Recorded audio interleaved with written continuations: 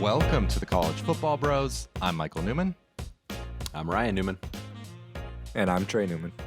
It's time to rank the head coaches in the Pac-12, by far the best Power 5 conference, by far the best group of coaches, of course. Oh, yeah, sure. Elite. Trey, who is number 12 on our list, who's probably 12th nationally, honestly. Yeah, maybe 15th. But yeah, it was, it's Karl Dorrell of Colorado. And to me, it was a lackluster hire a couple years ago, and I'm still not seeing many reasons to have him, hire. He did overachieve against a light COVID schedule in his first year, but 4-8 last season. They have the 56th ranked overall recruiting class, so not a lot of, hope in that regard. You look at preseason SP Plus this upcoming year, they would have him 102nd with a bad offense and defense. So not feeling it in Boulder right now. Yeah, and they lost some big transfers this offseason. Yeah, it's not a good time to be in Boulder now. It's beautiful, but yeah, not the football team. You got that going for you. Yeah, he's got that. All right, number 11, we have Jake Dickert from Washington State. He went 3-3 after taking over for Nick Rolovich, so that decent start. But he's so tough to judge. Only 3 years as a defensive coordinator before this, 1 at Wyoming and 2 at Wazoo, and those were good defenses, so that's promising. And he's done well so far. Recruiting not that great, but it's Wazoo, and he just kind of started, so that's hard to judge too. There's just like nothing to go off of here other than just those 3 defenses that he had, and they were good. So TBD, man. Who knows? Yeah, I thought he did well to close the season. Just they were competitive. He did. Yeah. Number 10 on the list is Justin Wilcox at Cal. He's 26 and 28 in his career there. His recruiting has overall been average. So you would think, based on that record, that he would be on the hot seat. But he actually just received a contract extension at Cal, and Oregon tried to hire him away, reportedly, this past offseason. So he is apparently valued highly by some. And Cal did get hit harder with COVID restrictions than maybe any other program in the country. So I will say before that, it did kind of seem like there was incremental improvement. Maybe things could be headed in the right direction, and maybe that's what kind of derailed it. So we'll see what happens moving forward. But for now, there's no reason for him to be much higher. Yep. Number 9, Jedd Fisch of Arizona. Now, he jumped from our rankings and everyone's rankings from last year. The fact that he got Arizona to have the 22nd ranked recruiting class is just remarkable, since they've only had one winning season since 2015. They're 1-16 in the last 2 years. He convinced guys to come to Tucson. I will say though, they only had the one win this past year. They had 5 single-digit close losses, so they were competitive. The team seems to be buying into what Fisch is selling. I'm not so sure how good he can get them, but enough at least to improve in our rankings. Yeah, for sure. Brought in transfer quarterback Jaden DeLore, right? So who knows? I think they'll be a much improved team come this year. I think they'll win more than one. All right, moving on to number 8, cross-state, I guess, rival. You got Herm Edwards from Arizona State. He's 25 and 18 at Arizona State and 17 and 14 in Pac-12 play. So that's a good, solid record there at ASU. Nothing amazing, but good. And up until this past year, things were looking pretty good. But then all the trouble happened kind of off the field, and coaches getting fired and players transferring and recruiting just massively suffering. So at this point, if you just look at the on-field production, he'd be much higher than 8th. Well, maybe not much higher, but he'd be higher than 8th. Yeah. But you can't ignore this offseason. It's just going to be so hard for him to be successful from this point on. Yeah, he was impossible to rank just because of that. Yeah. Like you said, the on-field results have been good, but now maybe we'll see what ends up happening, but he might have caused something to tank the program, but we'll see. Yeah. Okay, moving on to number 7, Dan Lanning at Oregon. Never been a head coach before. Never, ever been a head coach before. And so I was just thinking about the live television kid. And in a lot of conferences, I feel like that would that would have him lower on this list, but it's the Pac-12 and it's not the greatest list of head coaches. So here he is at 7, and he already seems to be showing that recruiting will not be an issue for him. Like he is focused energy on that for sure. He's got Phil Knight helping out, which in this NIL era could be very helpful. He's hired coaches that are good recruiters, so that's definitely an emphasis. So there's reason for excitement, but he's very young, inexperienced. So, but Trey, you were the lowest on him. You're kind of pumping the brakes. You thought maybe Ryan and I were a little bit too high.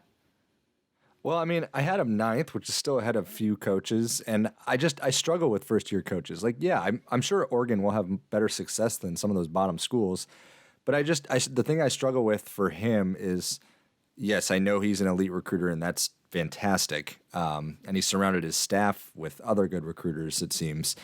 But when I look at him, he was the defensive coordinator at Georgia.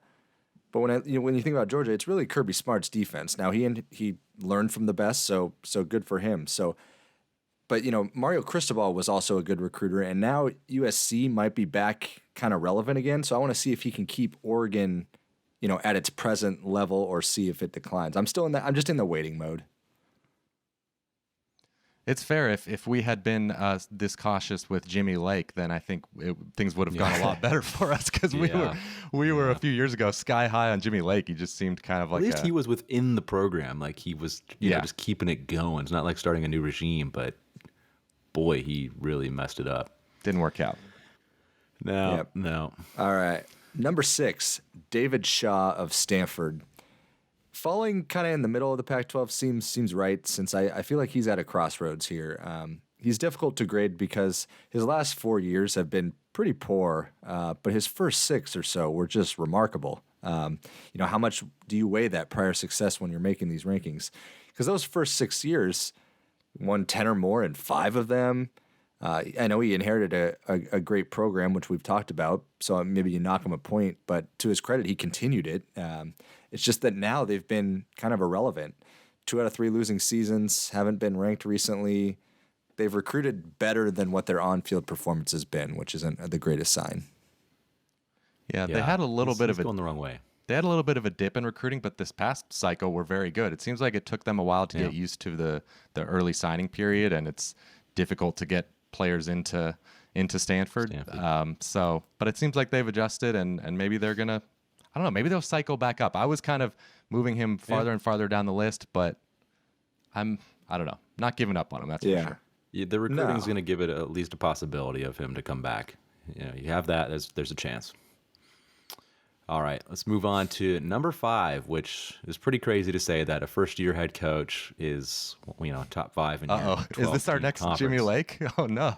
Kalen DeBoer, Washington, another Washington guy that unproven. Well, he's been a head coach. Yeah, he's been a head coach. Excuse me, but still first year, as far as that at Washington, of course. Yeah. He did a great job at Fresno State, 12-6 there, 9-3 this past year. Before that, he was a good offensive coordinator at Indiana when they had a kind of a nice turnaround there, and then Fresno before that. And technically, Kalen DeBoer, he has the highest winning percentage of any current head coach with a minimum of 5 years. NAIA? Oh, no. Oh, you're just counting it. Sorry. Yeah. Minimum of 5 years. Oh, you're counting NAIA? No. Just at the Power 5. Yeah, I am. Or, Any head coaching experience in college at any level. He was 67-3 at Sioux Falls. 67-3. Ah, gotcha. That's amazing. No, that is like that. I like to see that. Like, yeah, man. That's true. That's that is not nice. having that experience. Hey, a lot of those guys started like that, like Brian Kelly was his Grand Valley State or something like that. Yeah, I think Grand Valley State. Something like that. So 79-9 overall. Nobody can touch that. We're high on him. Why is the bros? Apparently, we think he's a good coach, and we think he'll get Washington's offense turned around a little bit here, and he's a good coach. He's a good coach. Offenses get better wherever he goes. He's done a great job at every position he's been in. So I'm high on him for sure. It's a tough situation he's walking into, but I think they'll get better offensively. All right, moving on to number 4, Chip Kelly at UCLA. I don't know, kind of a weak number 4 here. The first three seasons, the first 3 seasons were pretty bad for him there. So I had him a couple slots lower. So I'm a little bit lower on Chip Kelly. The high school recruiting has been bad, especially by UCLA standards. And at this point, I don't weigh the Oregon tenure very much because it seemed like what he had at that time was a huge schematic advantage on the rest of college football, which it appears that he does not have, at least to that extent, anymore. But I mean, last year was good. UCLA went 8-4, so maybe it just kind of took him a while to get going, and now he's got it. And now the transfer portal is helping him out because he clearly doesn't like to recruit. But the transfer portal, you only got to recruit the guy for like 2 weeks, if that. So maybe quick. that's going to help him because he's doing a good job in there. But Trey, you were the highest on him. You had him 3rd. So what were your thoughts on Kelly? Really, my thought is I struggled so much after the top 2 in the Pac-12. Yeah. Like, I'm not overly confident having Chip there, but my tiebreaker was, okay, I'll give him a little bit of credit for his Oregon days. And I kind of looked at these other programs, like who's maybe trending up. And I said UCLA, they had that, you mentioned that they had the good year, 8-4 last year. Now he's got a full roster of his dudes. I think the offense will be good again this year. Just maybe the defense needs to catch up. But it was very tough after the top 2 for me. Okay, so let's move on to the coach that Ryan and I had 3rd on our list. Yeah, and that's Jonathan Smith of Oregon State. You know, he inherited a 1-11 team and has seemingly improved the Beavers each year. Just hit his 4th year, made a bowl game, had the Civil War meaningful with the potential Pac-12 title berth on the line. He did well under Chris Peterson as offensive coordinator at Washington before. He's really improved the Oregon State offense, and it should be strong again this upcoming season. You know, and I watch a lot of those Pac-12 late games, and his teams, they kind of pass the eye test with how they fight and play for him. You know, despite being outclassed in talent, you can tell how he generally gets the most out of them. Yeah, I love Jonathan Smith. I think he's done amazing. I was high on him. You know, I had him higher, close, even before this bowl game season. His second year there, they were like so close to making a bowl game. So I kind of just considered that was a massive leap from where he inherited them. So the way they run the ball, such a good ground game, the way he's proven himself as an offensive coach, I'm very high on him nationally. He's underrated. Agreed. Let's get to a wide gulf, though, still between 3rd here and the top 2. Yes, no doubt about it. We got number 2, Kyle Whittingham of Utah. 144-70 there. That's a lot of wins at one place. 53-42 in Pac-12 play, which may not sound all that great, but when they made the leap to the Pac-12, they struggled a little bit their first 3 years kind of getting used to it. But ever since then, it's been lights out. They've done a great job. And, of course, kind of capping it off this past year by winning the Pac-12 for the first time and making it to the Rose Bowl and playing in a classic of a Rose Bowl game. Fortunately, they lost at the end to Ohio State, but an amazing accomplishment just being there, and that was a great game. But he's had such a great long career and had so much success that you could even make an argument for him to be number 1 on this list, but he's a well-deserving clear number 2 at least. Okay, let's move on. I echo everything there. It's hard to say anything negative about Kyle Whittingham. Yeah. But number 1, we all agreed, was Lincoln Riley at USC.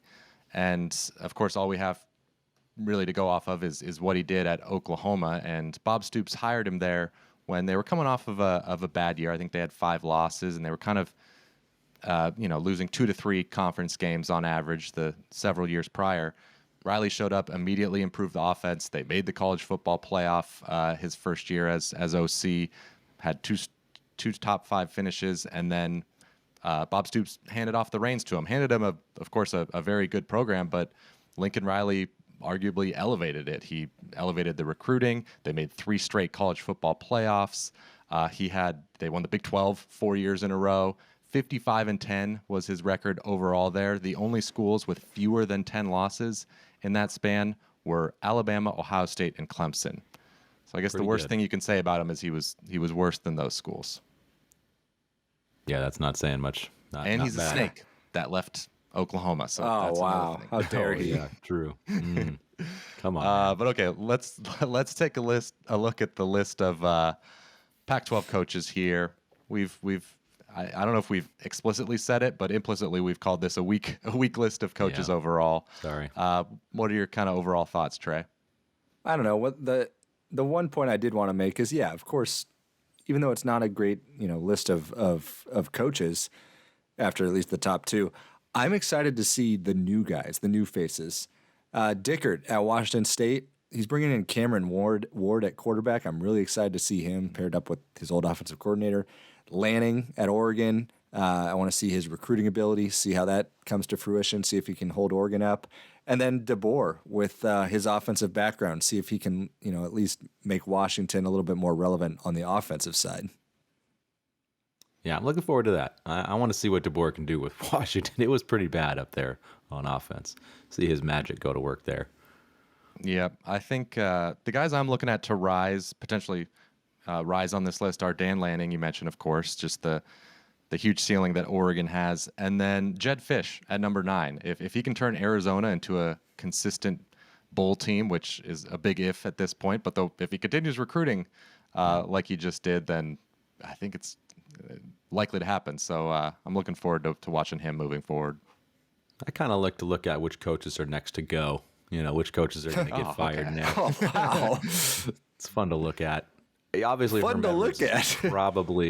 Herm Edwards is probably maybe the easiest choice. But after him, who are you going with? David Shaw? But I would say There's paying him a lot. I don't know his contract details, but Chip's up there. Chip Kelly could be, even though I had him high. But Justin Wilcox just got extended. So, I know, that's the thing. Karl Dorrell, he could definitely Karl go. Dorrell.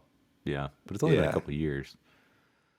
Yeah. Anywho, not to end negative, but there we go. Well, I thought it was fun, Ryan.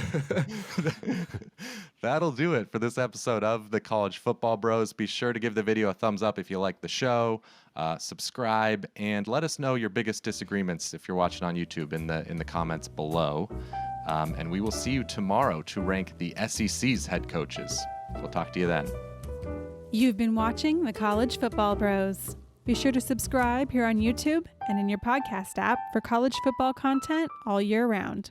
For bonus episodes and access to our Discord chat, join our Patreon at patreon.com/collegefootballbros. Thanks for watching.